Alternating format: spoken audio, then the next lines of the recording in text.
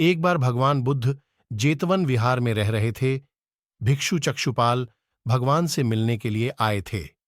उनके आगमन के साथ उनकी दिनचर्या, व्यवहार और गुणों की चर्चा भी हुई। भिक्षु चक्षुपाल अंधे थे।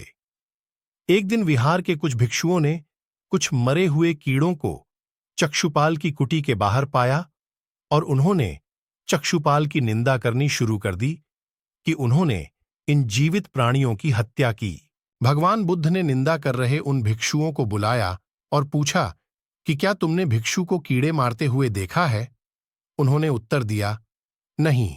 इस पर भगवान बुद्ध ने उन साधकों से कहा कि जैसे तुमने उन्हें कीड़ों को मारते हुए नहीं देखा, वैसे ही चक्षुपाल ने भी उन्हें मरते हुए नहीं देखा और उन्होंने कीड़ों को जानबूझकर नहीं मारा है, इसलिए उनकी भर्त्सना करना उचित नहीं है।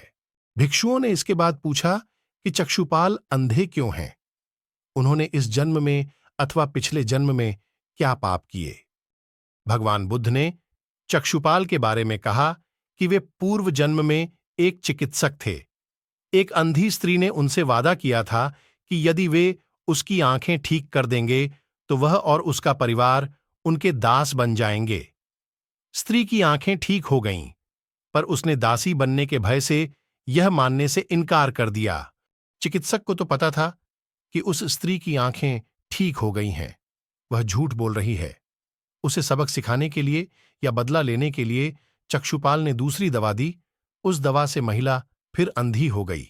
वह कितना ही रोई पीटी, लेकिन चक्षुपाल जरा भी नहीं पसीजा। इस पाप के फलस्वरूप अगले जन्म में चिकित्सक को अंधा बनना पड़ा।